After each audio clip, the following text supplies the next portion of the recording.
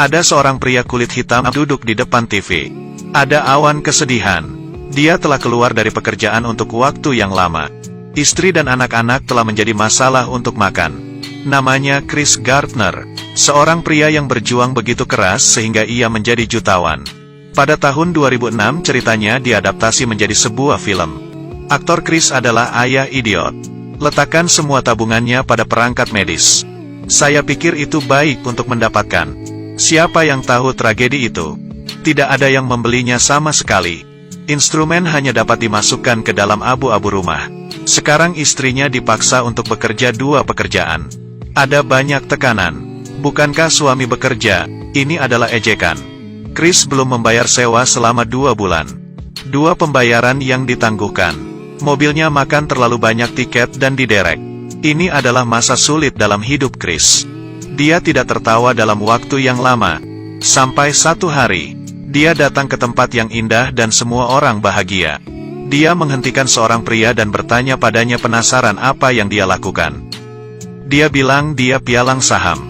Ini mimpi Chris saat berusia 27 tahun. Dia ingin memiliki kebahagiaan itu. Chris menerapkannya dan dengan cepat mengajukan permohonan magang. Tapi dia tidak berpendidikan tinggi dan orang-orang tidak menginginkannya. Chris tidak menyerah, dia tinggal di lantai bawah di perusahaan setiap hari. Tunggu kepala personel muncul. Hari ini akhirnya bertemu dengannya. Tapi sekali lagi tidak ada jawaban. Dia terus menunggu di bawah. Menunggu sebulan penuh. Sekali lagi, saya menunggu supervisor. Untuk berbicara dengannya, Chris berbohong bahwa ia akan naik bus, juga. Chris telah memperkenalkan dirinya sejak dia naik bus. Supervisor fokus memainkan kubus Rubik dengan pikirannya. Ini adalah mainan paling modis saat itu. Supervisor mengatakan hal itu tidak bisa dimainkan sama sekali. Chris bertaruh dengan supervisor. Saya yakin saya akan menyelesaikannya sebelum saya sampai di sana. Supervisor tersenyum dengan sopan dan tidak percaya. Tapi segera senyumnya menghilang. Karena Chris hampir menyelesaikannya. Kemudian kedua, ketiga. Bahkan pengemudi tidak bisa membantu melihat ke belakang. Mobil baru saja tiba. Chris selesai dan supervisor kaget.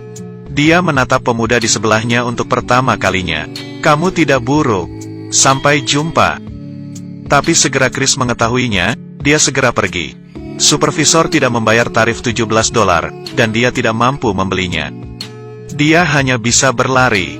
Saat berlari, saya meminta maaf. Ini terlalu buruk. Dia berlari sepanjang jalan ke kereta bawah tanah. Sopir mengejarnya. Terburu-buru, Chris melompat ke kereta bawah tanah. Tapi itu masih selangkah terlambat. Biaya hidup sebulan hilang. Chris sangat sedih. Keringat dan air tergelincir dari wajah. Saya tidak tahu apakah ada air mata. Segera istri mengatakan dia meninggalkannya. Chris bilang dia punya keinginan untuk membawa anak-anaknya sendiri. Baru saja mengambil bayi di rumah. Pemilik rumah mengatakan sudah waktunya bagi Anda untuk keluar dari sini. Dia meminta pemilik untuk menagihnya minggu lain dan menawarkan untuk membantunya melukis. Pemilik rumah setuju. Satu-satunya hal yang baik adalah pengawas personel menelepon untuk memberitahu dia tentang wawancara. Itu merupakan peluangnya. Tapi sehari sebelum wawancara dia menyikat chat. Chris mendengar ketukan di pintu. Buka pintu dan berdiri polisi di luar. Dia ditangkap karena tidak membayar denda terlalu lama. Dia memohon keras di kantor polisi. Tapi dia masih akan ditahan selama sehari. Chris harus meratapi malam istrinya mengasingkan diri. Tapi itu lebih sulit. Apa yang harus dilakukan dengan wawancara pagi? Dia baru saja dibebaskan pada hari kedua. Waktu untuk wawancara akan datang. Chris tidak bisa berpakaian dan menuju perusahaan. Ini adalah wawancara bakat untuk perusahaan keuangan top. Pewawancara tidak hanya berpakaian santai.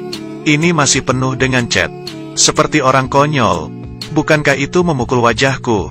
Chris terlihat tersenyum dan berjabat tangan dengan semua orang. Tapi bos tampak tidak bahagia.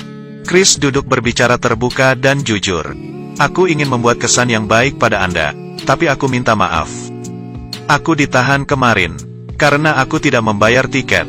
Pewawancara tersenyum. Tapi bos tidak senang. Dia mulai menantangnya. Kamu bisakah? Kamu mengertikah? Apakah Anda layak mendapatkannya? Bagaimana tanggapan Chris? Ini adalah 3 kata: kepercayaan diri, pengetahuan diri, dan alami. Saya orang yang seperti ini. Jika Anda mengajukan pertanyaan, saya tidak tahu. Saya akan mengatakan saya tidak tahu. Tapi aku tahu bagaimana menemukan jawaban, aku pasti akan menemukannya. Bos menanyakan pertanyaan terakhir. Jika ada orang yang memakai kemeja, saya akan mencobanya. Aku juga mencarinya.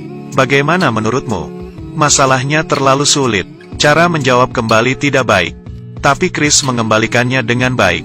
Keheningan. Kamu pasti menjawab celana yang baik.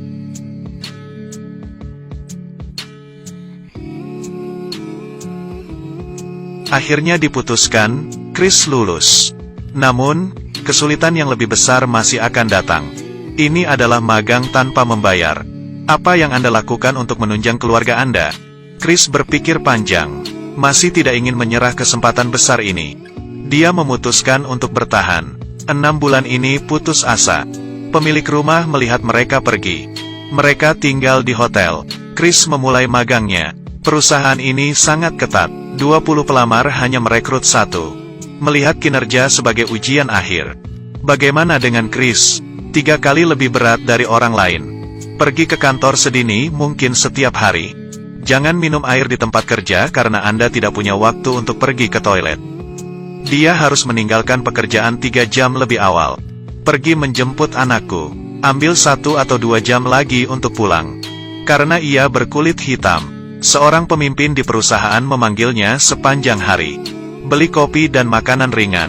Ada banyak orang yang meremehkannya. Dia hanya tersenyum.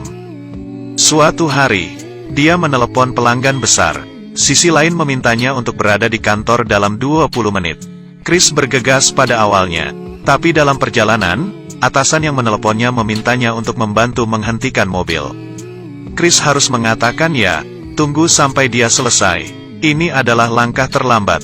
Baru saja berjalan. Mobil atasan juga ditilang. Chris harus membayar denda. Tapi dia tidak menyerah. Pada akhir pekan, ia membawa anaknya untuk mengunjungi klien. Aku meminta maaf padanya. Pelanggan mengundang mereka ke permainan bersama-sama. Chris buru-buru setuju. Meskipun ia akhirnya tidak berhasil ke pelanggan besar. Tapi aku bertemu banyak orang kaya pada kesempatan ini. Banyak rekanan. Hidup tampaknya menjadi lebih baik. Aku tidak mengharapkan keberuntungan untuk datang lagi. Pemerintah masuk ke bank. Dan mengambil semua tabungannya. Chris bangkrut. Ini bukan satu-satunya. Alat medis terakhirnya rusak dan tidak terjual habis. Dan karena berutang terlalu lama untuk ruangan. Pemilik hotel mengambil barang-barangnya. Jangan biarkan dia berada di sana lagi. Dia dan anak itu tunawisma. Chris, yang tidak punya tempat untuk pergi, tidak dapat menemukan tempat tinggal. Aku hanya bisa ke stasiun kereta tanah. Dia sangat malu. Cepat memutar balik. Putra bertanya padanya kemana kami akan pergi. Yang bisa dia katakan adalah, aku tidak tahu. Mereka duduk di bangku cadangan. Menatap anaknya yang hidup pahit bersamanya. Chris bermain dengannya. Mereka melihat sebuah alat sebagai mesin waktu. Bayangkan mereka akan kembali ke masa lalu, ke zaman kuno. Chris tampil begitu realistis. Masalah membuat anak lelah bersemangat, juga. Imajinasi yang luar biasa ini dalam situasi putus asa. Dikombinasikan dengan keputusasaan dan sukacita. Ayah membawa anaknya ke toilet umum. Tidur di sini malam ini. Malam itu, ayah dan anak bersama-sama di toilet umum stasiun kereta bawah tanah. Sebarkan lantai dengan kertas toilet. Ada ketukan di pintu luar. Chris menutupi telinga anaknya, menepuk kakinya ke pintu. Orang kuat akhirnya menangis. Terisak-isak dengan semua usahanya. Hidup ini terlalu sulit. Ini adalah titik rendah dalam hidup Chris. Pursuit of Happiness, yang terkenal. Pada hari kedua ia pergi bekerja. Setelah bekerja, bergegas dan menemukan organisasi sosial. Tapi orang-orang tidak menerimanya. Hanya perempuan dan anak-anak yang diterima. Chris pergi ke tempat penampungan tunawisma lain. Era krisis ekonomi. Orang-orang berbaris dari pintu ke ujung. Kemudian pekerja sosial keluar dan mengatakan hanya ada 4 tempat tersisa. Gelandangan tiba-tiba melangkah masuk. Chris mencegahnya. Gelandangan menggerakkan tangannya. Pekerja sosial membiarkan dia berdua masuk. Chris marah. Aku sudah berbaris. Untungnya, beberapa orang telah mengidentifikasi gelandangan dalam tim. Chris dan anaknya bisa masuk. Pada malam hari ia menempatkan anak untuk tidur.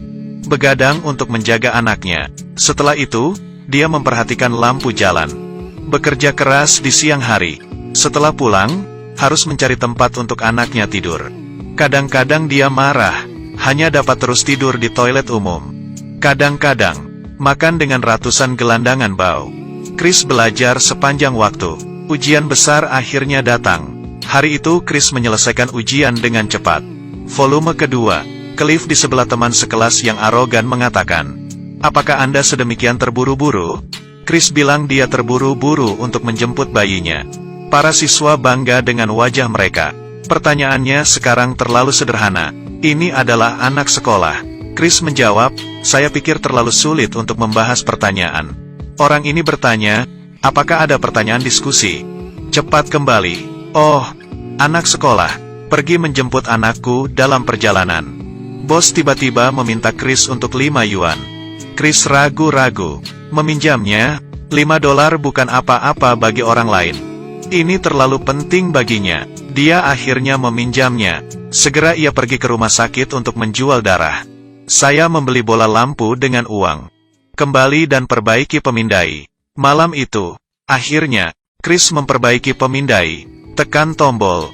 Cahaya pada saklar berada di tempat penampungan redup. Tidak lama, Chris menjual pemindai. Masalah akhirnya terpecahkan. Putra tersenyum. Sangat masuk akal. Pria itu akhirnya tinggal di hotel. Tapi tempat tidur kosong. Ternyata keduanya tertidur menonton film. Akhirnya, magang juga pada hari terakhir. Chris bisa menjadi salah satu dari 20 pelamar. Satu-satunya yang dipekerjakan. Dia menjadi sangat tenang. Ini baik atau buruk, setidaknya sudah berakhir. Hari itu manajer tiba-tiba meneleponnya. "Datanglah." Chris tahu. Atasan ingin berbicara dengannya. Tiba-tiba dia gugup. "Lepaskan kacamatamu dan pakai mantelmu."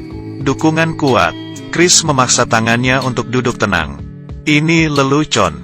Saya pikir saya harus memakai kemeja desa hari ini. Sebenarnya adalah hari terakhir."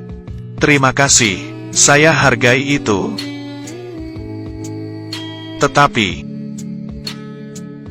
apakah Anda berjalan melalui itu besok juga? Karena besok adalah hari pertama Anda masuk formal." Chris, yang selalu banyak bicara, kali ini tidak dapat berbicara. Matanya terbuka lebar, mengangguk. Cobalah untuk tidak membiarkan air mata jatuh. Masih ada air mata di wajahnya ketika dia berjabat tangan. Dia baru saja akan pergi. Bos mengatakan kepadanya untuk mengembalikan $5 kepadanya. Chris membungkuk. Hal-hal yang tidak bisa diadakan stabil lagi. Karena kebahagiaan mengetuk pintunya. Kerumunan. Chris berjuang untuk memegang tangannya. Dia menangis. Tapi dia lebih bahagia dari semua orang di sekitarnya. Akhir bahagia ayah dan anak berjalan-jalan di kota yang indah. Seorang pria kulit hitam lewat. Dia adalah tipe sejati dari cerita. Chris Gardner adalah pria itu. Sekarang dia adalah seorang jutawan. Teman-teman, jika hidup Anda sulit, saya berharap film ini akan memberi Anda kekuatan. Tidak ada keberhasilan yang mudah.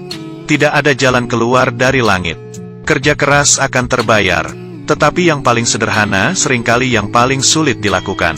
Jadi jika Anda belum melihat hasilnya, mari kita lakukan bersama-sama. Terus bekerja keras.